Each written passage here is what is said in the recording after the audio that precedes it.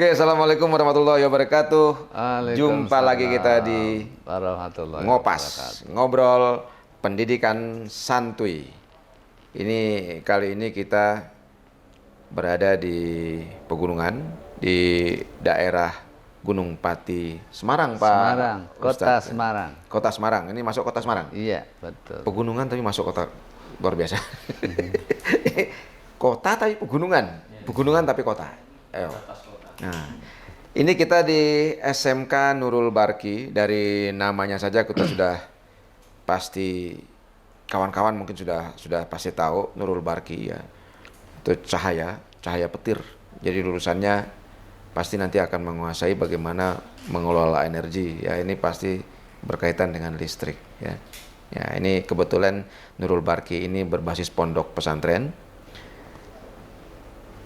Pondok mulai jam 3 sore ya, mulai jam 3 sore.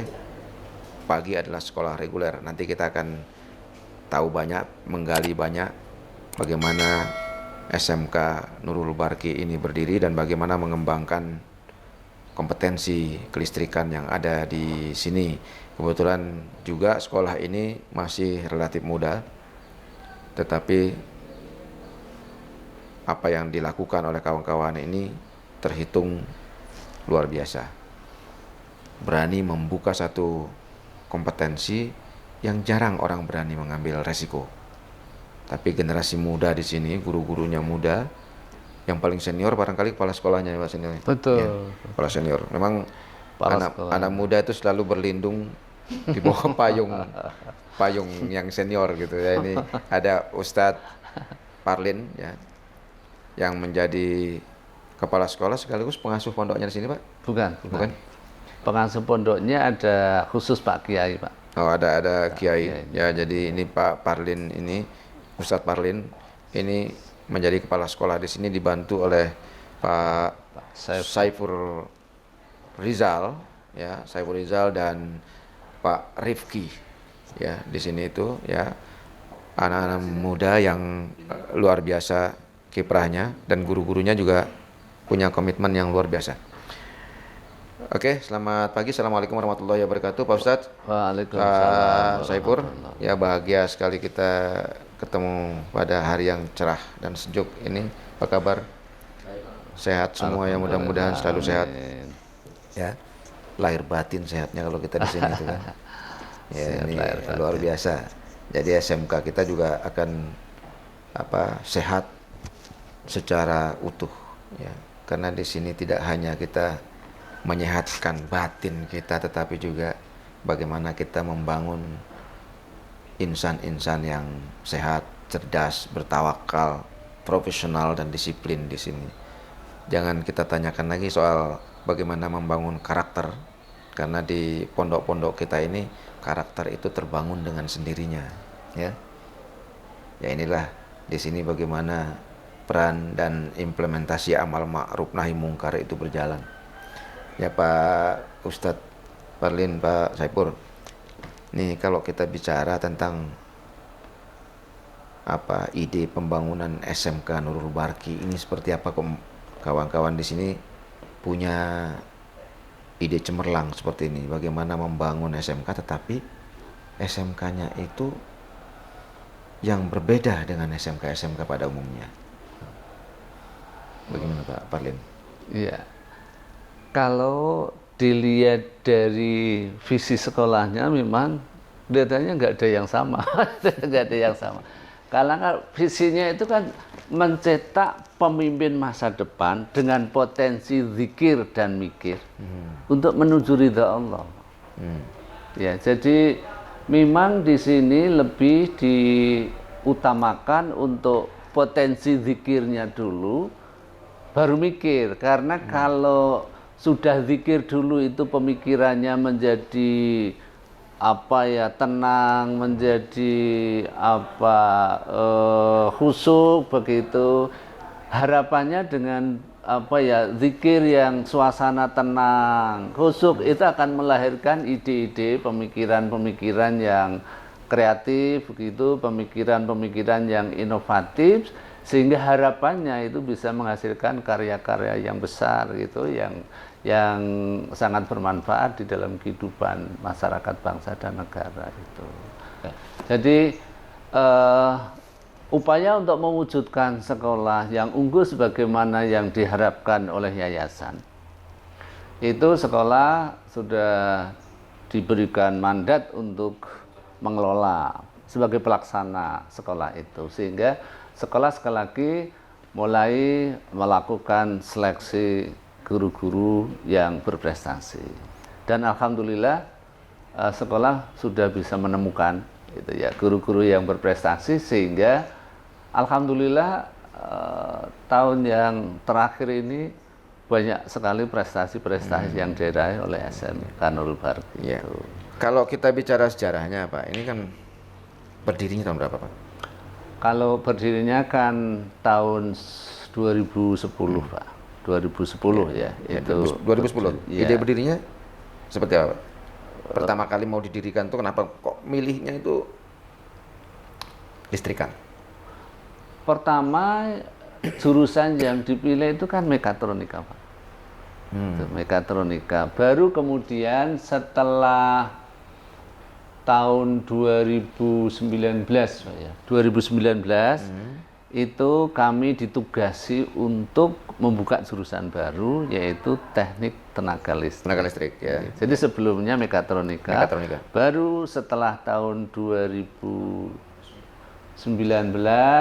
saya ditugasi untuk membuka jurusan baru tahun 2020. Itu alhamdulillah surat izinnya. Ini kan di daerah pegunungan ya Pak ya. Pemikiran untuk membuka mekatronika itu didasari pada apa? Karena kan agak jauh dari industri juga ya, jauh dari industri, kemudian aksesnya juga agak berbelok dan sebagainya gitu. Nah ini tapi yang dibuka agak berbeda dari SMK pada umumnya. Ini yang saya katakan tadi melawan arus gitu. Ya.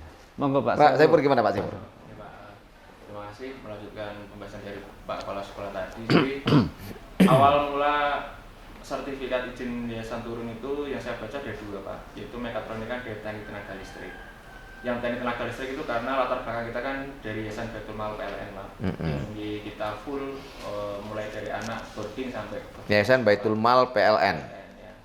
Kemudian pas awal 2010 itu kan kita masih terbatas fasilitas. Dulu itu hanya gedung satu depan ini saja, anak tidurnya di atas, belum punya asrama, belum punya gedung belakang. Jadi karena kita sudah mau buka tapi fasilitas kurang, kita kan harus milih satu kelas dulu, satu jurusan dulu. Nah waktu itu pertimbangan dari yayasan maupun sekolah saat itu, kalau jurusan mekatronika itu kan lebih banyak peluang kerjanya. Jadi mekanik ada, elektronik ada, informatika ada, jadi kita fokus di mekatronika. Dan kebetulan waktu itu SDM yang ada itu juga memenuhi untuk membuka jurusan itu. Jadi termasuk guru-guru yang dulu, Pak Rifki, saya, Pak Suko, semua itu dari mekatronika basicnya. Cuman pas kuliah saya ngambil listrik, gitulah. Sekarang saya jadi ketua jurusan teknik tenaga listriknya. Yang sekarang? Iya. Nah, mekatronika itu berdiri, kemudian waktu itu ada bantuan mesin dari PLN, kemudian punya kita mekatronika itu jalan, itu kita pernah satu kali juara LKS Kota Semarang mengalahkan Sekolah 7, cuman satu kali Pak. Memang itu yang merupakan prestasi yang kita ya luar biasa, karena kita tahu bersama itu Sekolah 7 hampir sekolah baru sudah berprestasi ya, luar biasa. Tahun ketiga bersama. Kemudian di tahun 2020 karena fasilitas sudah memenuhi, baru dari PLN. Karena dari awal kita memang punya inisiatif untuk buka 2 jurusan. Yang sekarang kita secara keuangan sudah siap buka lebih jurusan. Kemudian tadi yang cerita Pak Parlin buka 2 jurusan sampai sekarang. Tapi alhamdulillah walaupun kita di daerah pegunungan, distribusi anak-anak kita bagus Pak. Jadi kalau kita bisa lihat di ruang guru itu anak kita yang di PLN ada, yang di KAI ada, yang dapat beasiswa perguruan tinggi juga banyak. Jadi kalau yang tadi visinya Nurul Barki kan mencetak pemimpin masa depan dengan penuh sedikit dan mikir, kalau PLN itu kan merubah dari mustahik ke muzaki. Jadi mustahik ke muzaki. Ya, yang awalnya dia penerima zakat, sekarang mereka sudah menjadi membayar zakat. Oke, dan kepedulian alumni ke kita juga luar biasa. Banyak mereka setiap tahun memberikan bantuan kita, entah itu kipas angin atau untuk adik-adiknya. Kadang mereka memberikan makanan untuk anak adik-adiknya ketika pesantren seperti itu. Ya, ini satu misi yang luar biasa. Jadi bagaimana mengubah pola kehidupan kita, bagaimana mengubah pola pikir kita. Ini dari zikir ke mikir dan dari mustahik ke Muzaki. Jadi harusnya seperti inilah yang terjadi.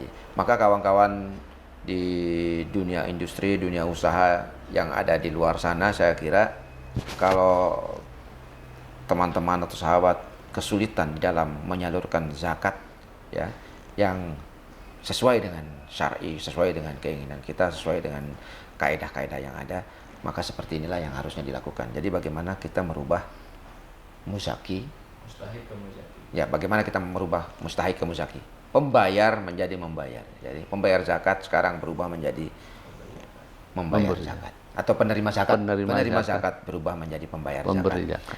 Dan saya kira ini memang menjadi satu misi yang luar biasa dari sekolah ini ya. Dan kawan-kawan di PLN, terima kasih saya kira ya untuk memberikan contoh baik bagaimana umat melakukan atau mengelola zakatnya dengan baik, memberikan pengelolaan zakat kepada yang benar. Caranya dan bagaimana menyalurkan zakat itu secara benar, saya kira SMK Nurul Barki ini menjadi prototipe yang bisa kita lakukan, kita kembangkan ke depan. Dan juga kepada kawan-kawan di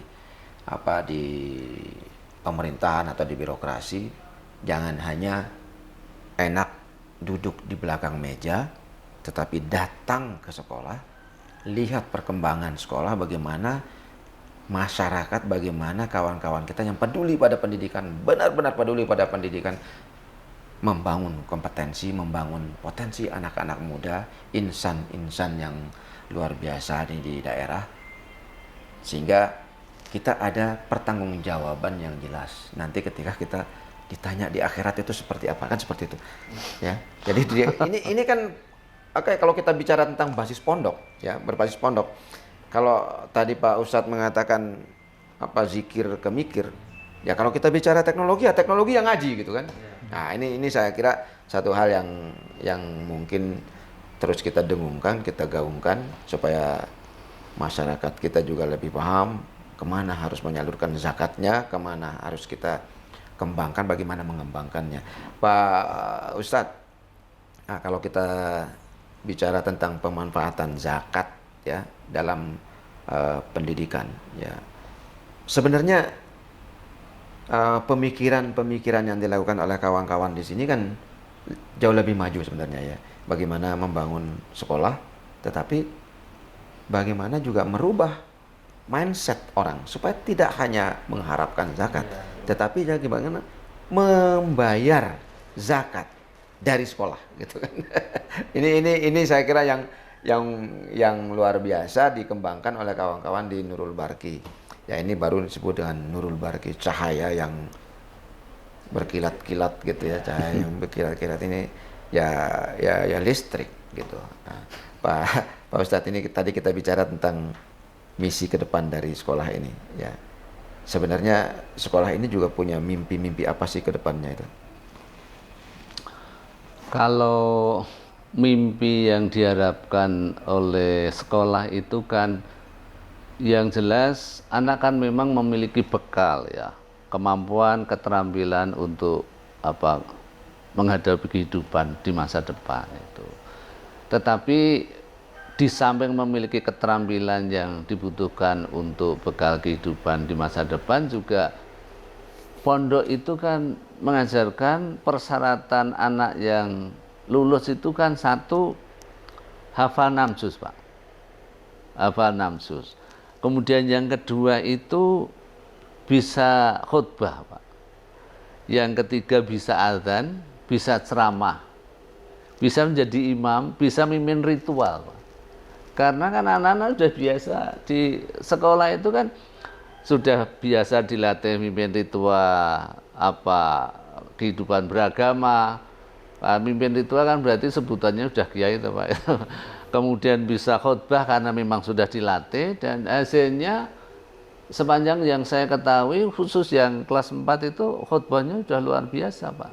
Kemudian hafal 6 juz itu. Jadi bekal-bekal yang diberikan kepada anak untuk masa depan itu di samping keterampilan yang diberikan dalam pendidikan formal yang SMK itu juga kehidupan spiritualnya itu. Jadi prinsipnya ya anak memiliki bekal untuk meraih kebahagiaan dunia dan akhirat.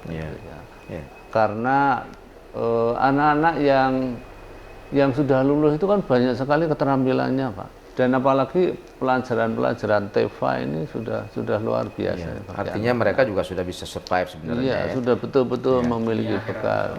Oke Pak Saipur, ini hal yang menarik juga di SMK ini kan dalam pengembangan kurikulumnya ya, pengembangan kurikulum.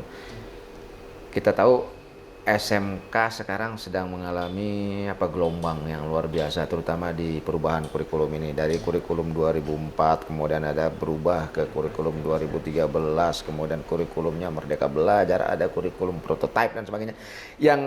Yang ini saya kira menjadi keluhan banyak teman-teman di SMK. Tidak hanya di Nurul Barki tetapi di semua SMK kita itu, bagaimana implementasi kurikulum-kurikulum yang berbeda-beda ini. Nah, di kawan-kawan sendiri, di guru-guru muda di sini ya, atau di manajemen di Nurul Barki ini seperti apa sih menyikapi dinamika kurikulum ini? Ya, yang jelas perubahan kurikulum itu kan sesuatu yang harus kita hadapi. Jadi kalau kemarin Bu Pengawas bilang itu nggak usah sambat gitu kalau orang Jawa, ayo kita jalani ya gitu. Jadi kita bagaimana kita bisa merespon setiap perubahan-perubahan yang ada kan gitu.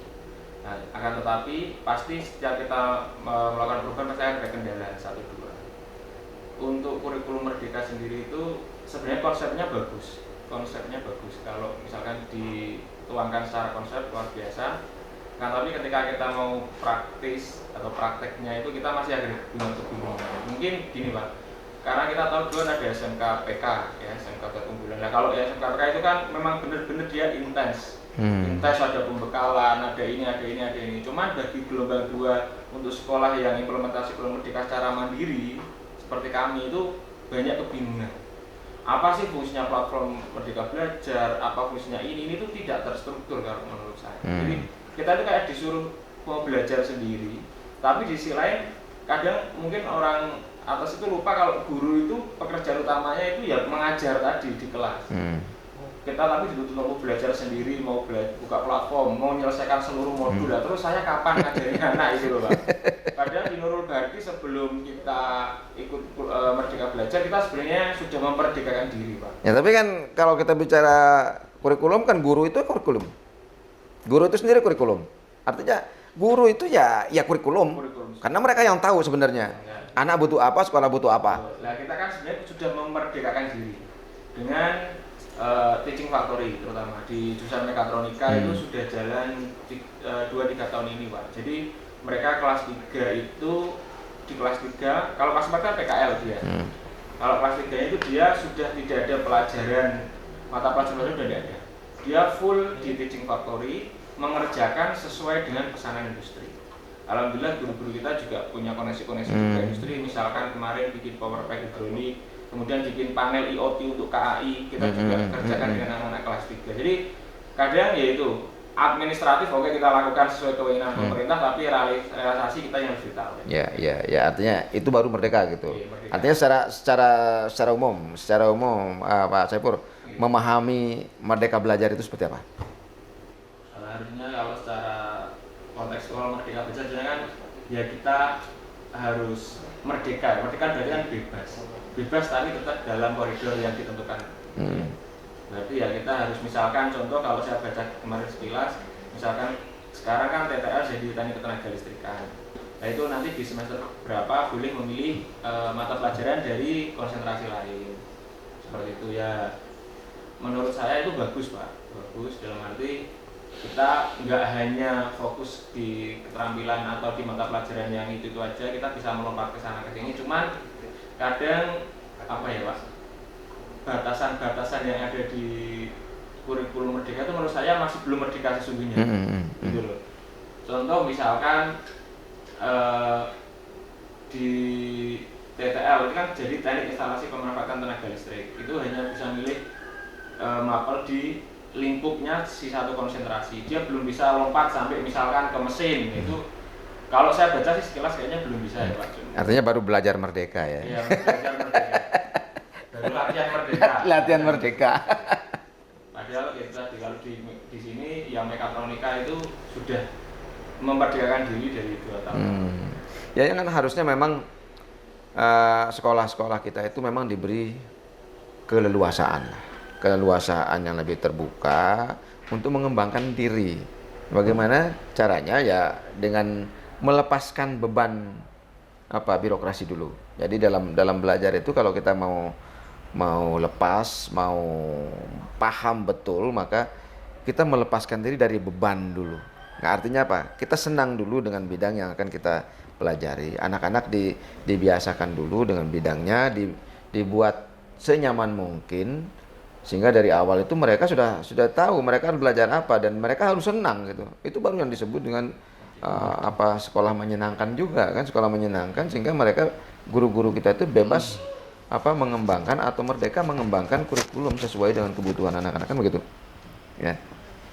Nah yang dilakukan kawan-kawan sepemahaman kita tadi seperti itu ya. Jadi anak-anak diberi kebebasan, diberi keleluasaan gitu. Ya, termasuk guru-gurunya juga ya.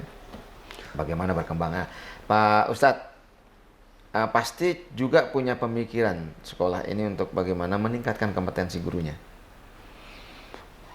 Kalau tidak hanya kompetensi spiritual, pasti itu iya, kalau spiritual tapi yang lain. Kalau program sekolah itu sebetulnya untuk meningkatkan kompetensi guru itu kan harus banyak wawasan, banyak pengalaman, banyak tambahan ilmu begitu, dan kami dari sekolah sudah mendorong kepada Bapak Ibu guru yang khususnya masih muda-muda supaya melanjutkan S2 Pak. Kalau bisa S3 begitu. Di samping juga mengikuti diklat-diklat yang diselenggarakan baik lewat Zoom maupun secara resmi yang diselenggarakan oleh Diknas itu. Jadi tetap kita support, tetap kita dorong supaya guru-guru itu tetap menambah wawasan. Ini terkait dengan program awal dari SMK Nurul Balki ini kan dulu 4 tahun ya, 4 tahun. Kemudian ada banyak perubahan gitu ya, penyesuaian kurikulum, dan kemudian muncul ada kalau kita lihat itu diturunkan lagi grade-nya menjadi 3 tahun ya. Tapi sebenarnya kan ini menimbulkan persoalan-persoalan sendiri. Nah, kawan-kawan di sini ada nggak keinginan untuk memberikan kritikan gitu terhadap kebijakan misalnya?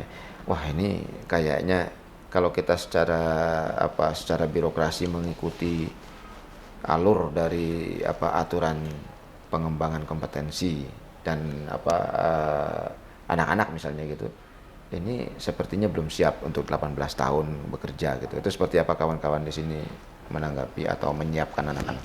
Ya, kalau mungkin dari sekolah itu kan punya pengalaman Pak, pengalaman bahwa siswa-siswa yang selama ini sudah lulus yang 4 tahun itu, berdasarkan pengamatan, pengalaman yang saya ketahui, anak-anak itu lebih matang, Pak. Lebih matang, lebih mumpuni, begitu, lebih yang benar betul-betul siap kerja. Sehingga kalau misalkan nanti programnya itu hanya 3 tahun, ya berarti ijazahnya 3 tahun, nanti ditambah program sertifikat magang lah gitu magang gitu 1 tahun gitu, sehingga kebijakan yang selama ini 4 tahun harapannya di SMK Nurul Balki masih tetap berjalan. Ya. Di beberapa kompetensi memang harus ada program-program 4 tahun seperti di teknik bangunan ya, dulu STM pembangunan itu kan 4 tahun dulu. Lalu kemudian ada yang jurusan listrik memang 4 tahun, dan 4 tahun itu cukup saya kira untuk merespon kebijakan ketenagakerjaan ya. Jadi juga ada aturan-aturan ketenagakerjaan yang perlu dipikirkan. Saya kira tidak hanya pendidikan formalnya di SMK, SMA oke lah, SMA. Tapi ini yang kita siapkan adalah anak-anak yang mau bekerja. Karena pemerintah bilang ini kita siapkan SDM yang siap kerja. Artinya kalau SMK 3 tahun belum siap kerja. Karena aturan menghambat untuk mengatakan kamu belum siap kerja, masih 18 tahun. Maka SMA itu tetap 3 tahun, maka SMK itu yang harus kita kembangkan, begitu Pak. Logikanya kan begitu. Ya, artinya 19 tahun lah baru oke. Artinya kalau misalnya aturan SMA 4 tahun tidak ada, 3 tahun tetap berjalan. Nah, 1 tahunnya itu untuk dilakukan magang industri atau in-house training apa namanya, atau on the job training kayak gitu yang bisa dikembangkan. Nah, kawan-kawan di sini merespon itu seperti apa? Kebetulan saya produk 4 tahun, Pak. Dulu saya SMK 4 tahun. Jadi keluhan saya kalau sekarang jadi guru itu gini.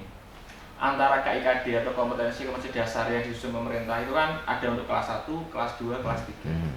Lah padahal yang kelas SMK 3 tahun ini kelas 3-nya PKL. Nanti pulang PKL 6 bulan, anak langsung persiapan ujian UKK dan lain sebagainya. Jadi materi kelas 3 itu nggak tersampaikan. Lah kelas 1 dia baru materi dasar. Bahkan kalau kurikulum merdeka itu kan nggak boleh praktek, biar anak senang dulu.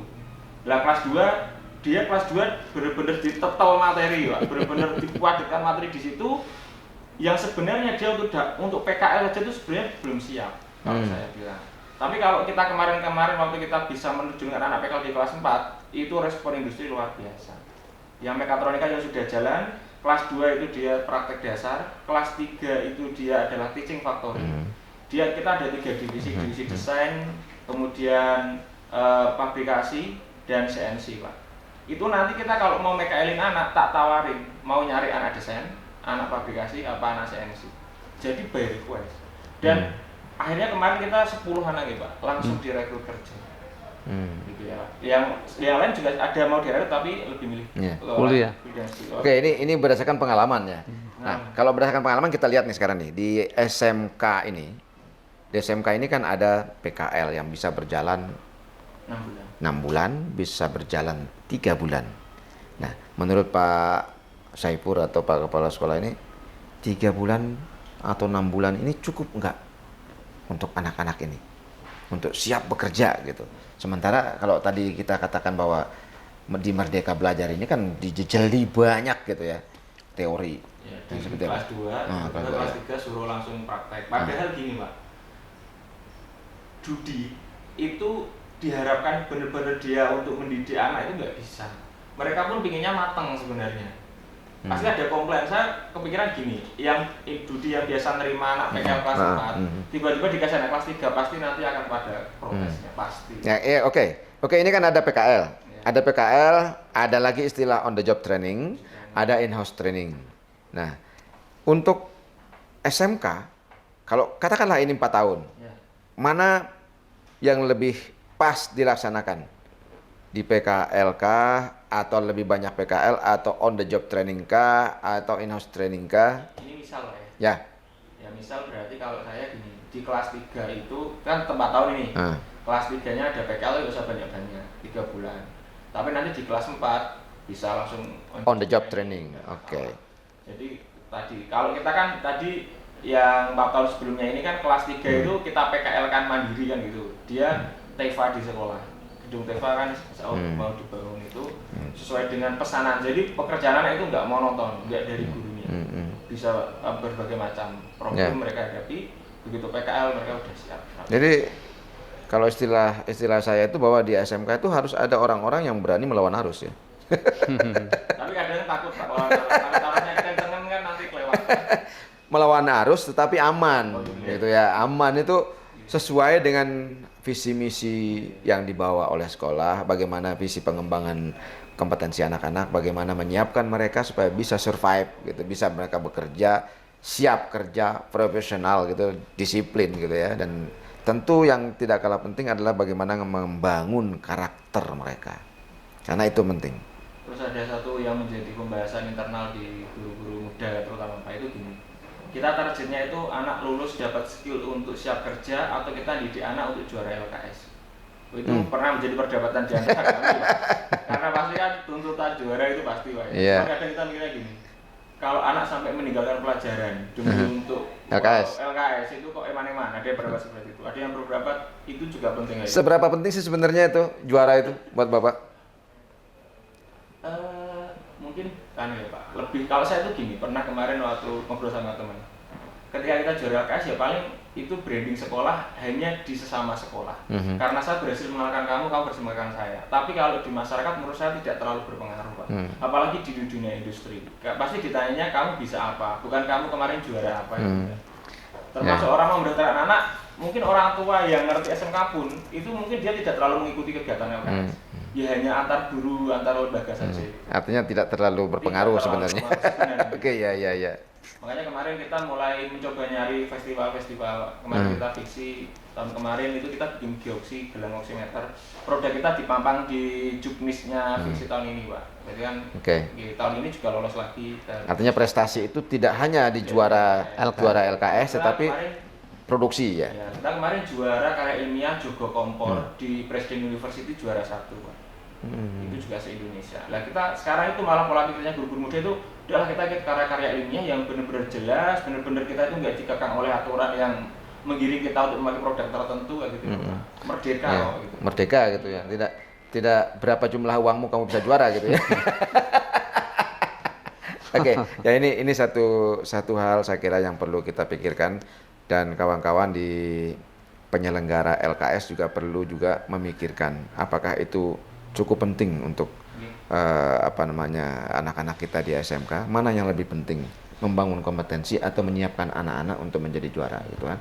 Karena di industri sesungguhnya bukan itu yang diinginkan, tetapi apa yang anak-anak kita bisa lakukan, kompetensi apa yang mereka kuasai dan bagaimana mereka bekerja, bagaimana mereka mengimplementasikan kemampuan mereka di industri ya. Kita agak sedikit menyimpang tentang SMK berbasis pondok. Ini selalu menjadi perdebatan karena ada dua hal di situ. Yang satu itu SMK kita ini secara umum itu ada pembinaannya di Kementerian Pendidikan ya, tetapi ini pondok, kalau kita melihatnya pondok juga berada di Kementerian Agama, sehingga posisi kadang-kadang ini penting. Di Kementerian Pendidikan tidak bersungguh-sungguh mengembangkan SMK yang berbasis pondok, tetapi di Kementerian Agama juga enggan untuk masuk ke wilayah ini karena menganggap ini adalah wilayahnya Kementerian Pendidikan. Ya. Ini seperti apa sebenarnya Pak Ustadz melihat itu? Jadi menghadapi dilema itu kan harus ada pilihan. Pilihannya itu mau nginduk ke Kemenak atau nginduk ke Kemendikbud itu. Karena kan tidak boleh double anggaran, Pak. Kan gitu. Jadi kalau sudah menerima bantuan dari bos reguler Kemendikbud, ya tidak boleh dimintakan di bos Kemenak, kan begitu toh Pak. Karena kalau di Kemenak juga minta, di Kemendikbud minta, itu kan berarti double anggaran. Nah, itu dari sistem penganggarannya. Iya, dari Tapi sistem kalau misalnya dari sisi keabsahan, ini kan banyak nih SMK atau sekolah-sekolah yang berbasis pondok itu agak kesulitan menerbitkan ijazah misalnya gitu, sehingga anak-anak SMK tidak memiliki ijazah tapi mereka sertifikat. Seperti yang kawan-kawan sampaikan tadi ya, pondok pesantren. Ini menyikapinya seperti apa? Ya karena kan ada skala prioritas toh Pak. Skala prioritasnya di sini itu kan yang di SMK itu. SMK kalau mungkin ya kalau saya melihat ya di sini itu SMK plus gitu. Plus boarding ya, plus boarding itu. Sehingga nginduknya ya ke Kemendikbud, Pak. Kemendikbud. Iya.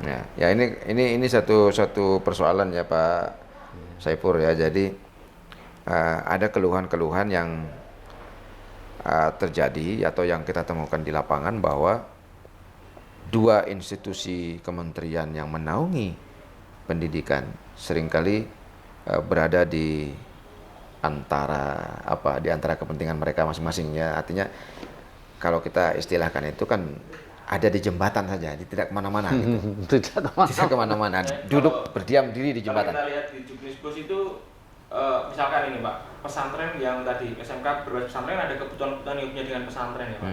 Misalkan pembelian buku yang punya dengan kitab-kitab atau punya dengan pesantren itu di Juknisbos reguler itu tidak boleh mengarah ke sana. Itu kan juga membingungkan gitu.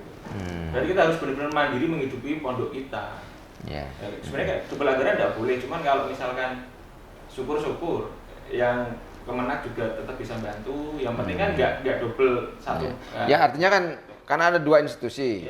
Yang reguler itu dibiayai Kementerian Pendidikan, yang agama tetap dilakukan oleh Kemenak karena pembinaannya kan pembinaan spiritual. Ya. Oke. Ada yang ingin disampaikan oleh Pak Ustadz maupun Pak Saiful sebagai penutup? Silakan. Jadi yang pertama himbauan kami kepada Kemenak ya mestinya ikut memperhatikan, memberikan bantuan terhadap sekolah-sekolah.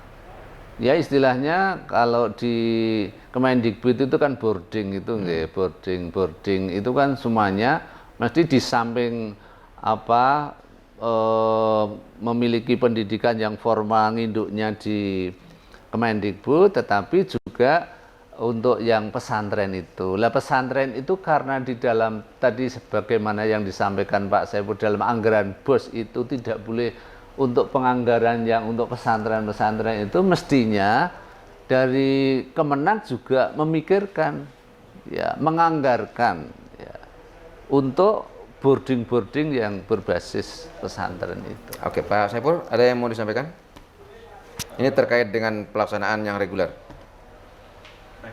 SMK-nya. Masukan dari saya mungkin gini, kita, maksudnya kami itu generasi guru muda di Nurul itu merasa ketika pemerintah membuat program itu dia hanya melihat program yang dia buat itu tadi, yang baru saja dia buat. Cuma yang sudah lewat itu kayak udah lupa, atau yang nggak ikut kapalmu ya udah tak tinggal gitu loh. Contoh, misalkan ada program sekolah PK, syaratnya itu siswa minimal 216. Full bagi ini sekolah full gratis. Kalau kita nambah siswa hubungannya dengan penganggaran biaya. Otomatis kita mentok baru dapat 2 kelas. Siswa kita 180 sekian, Pak. Nggak mungkin daftar sekolah PK. Walaupun kita punya teaching factory, kita punya prestasi-prestasi, kita udah nggak bisa daftar sekolah PK. Dampaknya tadi kita kayak ketinggalan kapal dan nggak dipedulikan sama sekali. Sekarang disuruh ikut mandiri, kurikulum mandiri tapi mandiri belajar, suruh belajar sendiri. Kita tidak pernah ada yang namanya dipanggil untuk sosialisasi atau apa, karpe ini piye sih gitu loh. Pemerintah itu pengen kami seperti apa sih gitu. Kok sekarang kita ditinggal, yang PK dapat bantuan banyak, gedung baru-baru, kita tidak ada. Kita hanya bisa minta ke Yayasan Baitul Mal PLN kayak gitu. Cuman karena tadi syarat administratifnya menurut saya terlalu mendiskriminasikan sekolah-sekolah yang seperti kita. Mungkin itu aja. Intinya adalah bahwa kebijakan tidak boleh bersifat diskriminatif. Apapun kebijakan yang dilakukan harus berpihak. Berpihak kepada siapa? Adil. Berpihak kepada kepentingan pengembangan SDM dan kepentingan masyarakat. Adil itu penting. Adil dalam pengertian bahwa adil di dalam menerapkan aturan. Ya.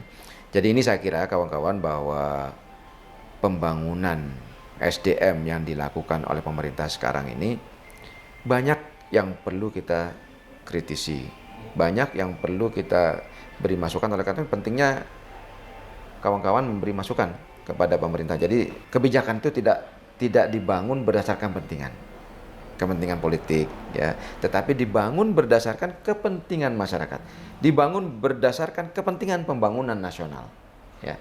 Saya kira ini yang bisa kita tangkap dari banyak perjalanan kita di pondok-pondok pesantren ya.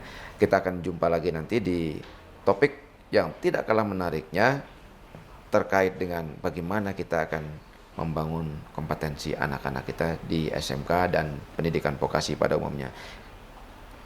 Sampai ketemu di Ngopas yang akan datang dengan topik yang tidak kalah menarik. Demikian, assalamualaikum warahmatullahi wabarakatuh. Waalaikumsalam.